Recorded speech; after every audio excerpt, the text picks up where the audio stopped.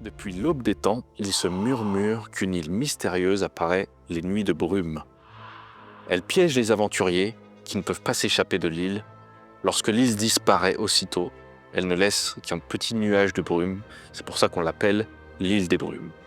C'est cette île que vous allez pouvoir explorer lors de la prochaine mise à jour de Wakfu qui arrive en début d'année.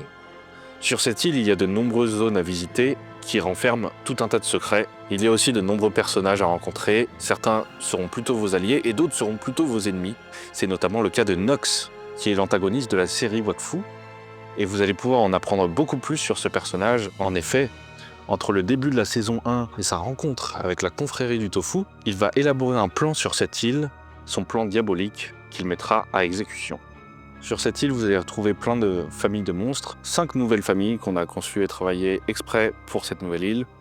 Vous allez pouvoir obtenir plein d'équipements pour faire progresser votre personnage, donc gagner encore plus de caractéristiques et monter de niveau, car cette mise à jour s'accompagne d'un décap du niveau max du jeu. En effet, vous allez pouvoir passer du niveau 230 au niveau 245. Cette année, en termes de transmédia, nous allons ajouter tout un tas de contenu autour de Osamodas, la thématique, et surtout autour de la série animée Bestial, avec une nouvelle quête qui reprendra évidemment les personnages, l'univers, et qui fera référence aux événements de la série. Cette quête sera aussi un lien vers la dimension Osamodas. Le dieu Osamodas vous a préparé une surprise de taille avec des dragons redoutables à affronter. Rendez-vous dans la dimension Osamodas en cours d'année pour relever ce nouveau défi.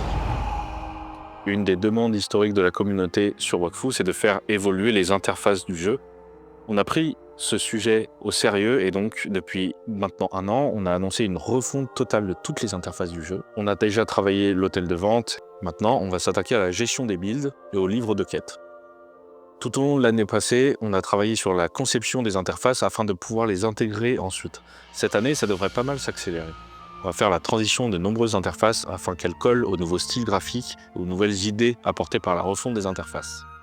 Le but est vraiment de refaire toutes les interfaces du jeu, une par une. C'est pour ça qu'on a besoin de vos retours pour aller le plus vite possible et pour pouvoir proposer des interfaces qui vous correspondent. Donc n'hésitez pas à laisser des retours sur le forum. En parallèle de tous ces sujets, on prépare toute une passe d'équilibrage de classes, notamment sur le Yop, le Pandawa et le SRAM. Ce seront des refontes de classes prioritaires et on va travailler dessus tout au long de l'année.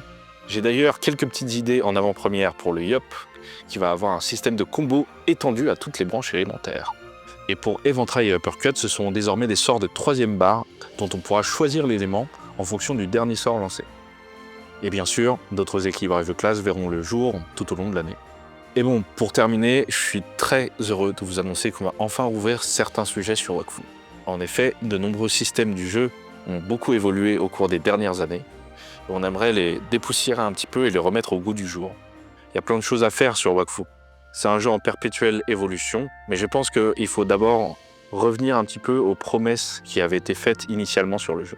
L'écologie, la politique, le PvP sont vraiment des systèmes qui donnent un charme de fou et une identité vraiment très complexe à Wakfu. Ce sont aussi des systèmes qui vont lier toutes les fonctionnalités du jeu en même temps.